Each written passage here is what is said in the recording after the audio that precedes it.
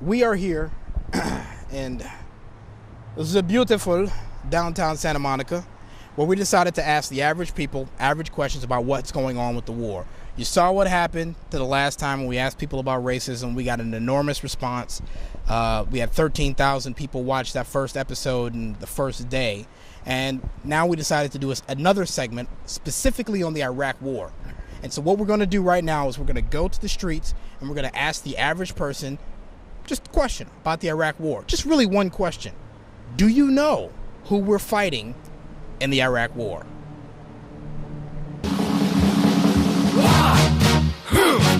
Yeah. What is it good for? Absolutely nothing.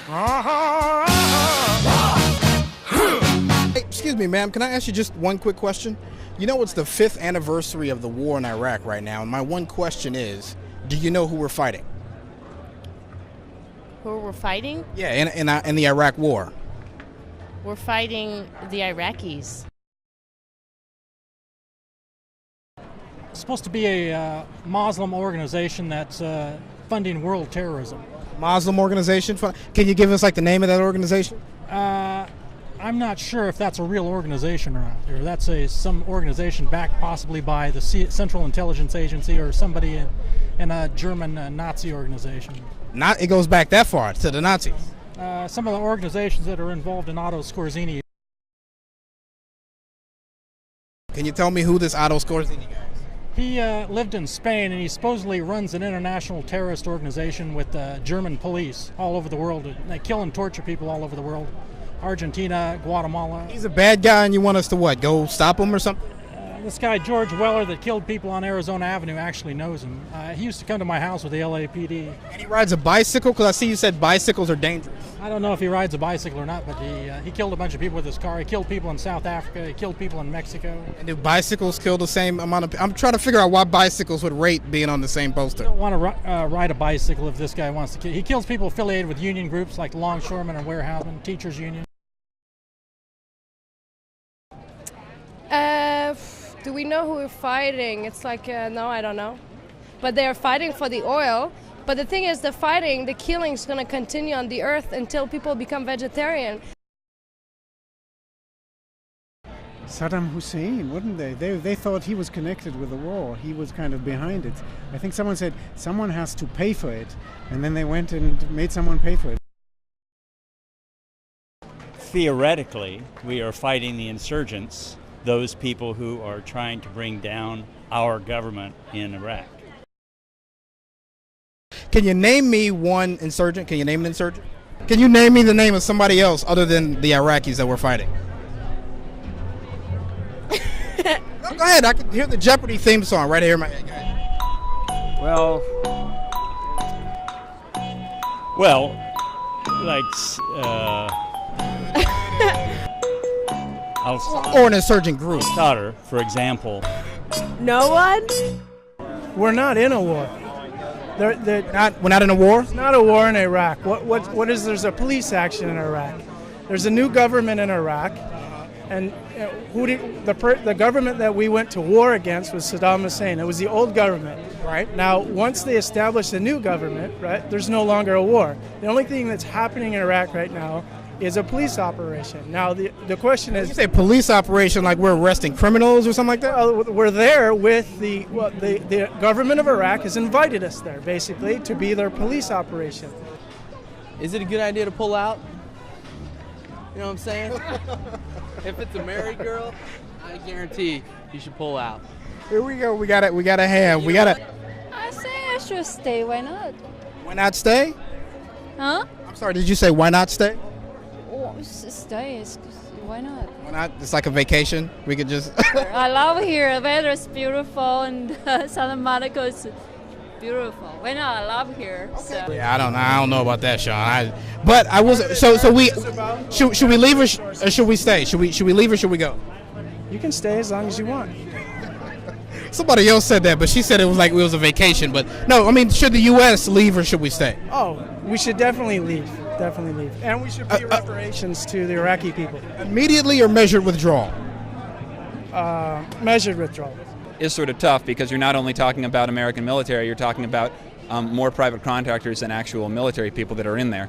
Now, I think, honestly, it's going to make more sense to play this thing by ear when it happens. Play it by ear? If you have a concrete plan, all right, we're going to do this in 16 months, but then all of a sudden you have some sort of cataclysmic situation, you're going to need to be able to deal with it as it happens, as opposed to saying, well, I came up with an idea in April of 2008, Okay.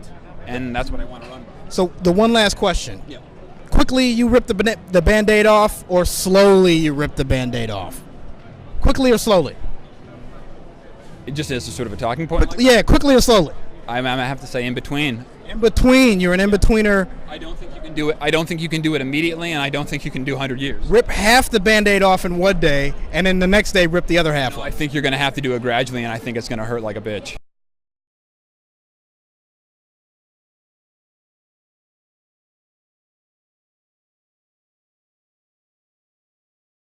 Who are we fighting in Iraq?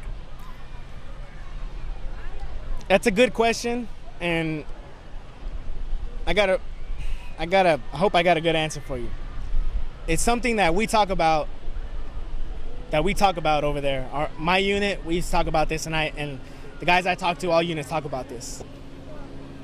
When you ask young soldiers to do the kinds of things we've done, you better give them a good damn reason to do it, because they're gonna come back and ask questions. If not, they're gonna torture themselves asking those questions. Why am I doing what I'm doing?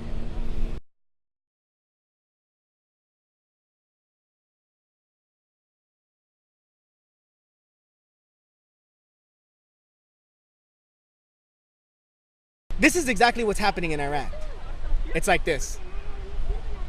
Let's say you live on a block in Los Angeles, on a block. And let's say the Canadian forces have reliable intelligence, which they cannot disclose to you. Right. That there's terrorist activities going on in this block. They bomb the house, but they bomb it so bad that there's collateral damage, okay? Right. And you come home from work, you see your whole house blown up, your family's dead, your house is destroyed, you have nothing.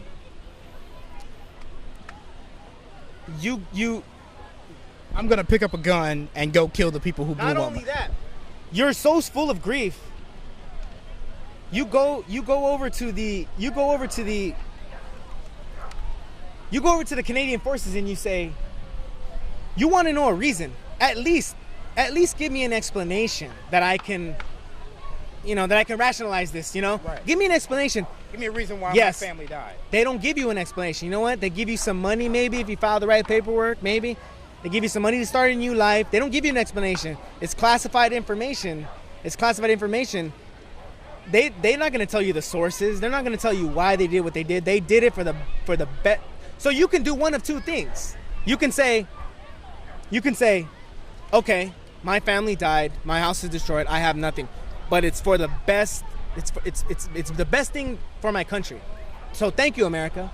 Right. Or thank you, Canada. For killing my family. Yes. Right. Thank you. You're making my country a better place. So at least my country's better. But I totally lose out. Or you pick up a gun. You join the resistance. And every time every time something like that happens, every time there's collateral damage and civilians die in Iraq, like a Haditha. Yes, there are agents that you can't see that are mixed in with the civilians, who are recruiting those grief-stricken people. Right. And rightly so. I mean, they say they're going to come to you and say, look, we'll give you room and board, we'll give you food, we'll give you everything you need to survive. But more importantly, we'll give you a chance to avenge the death of your family.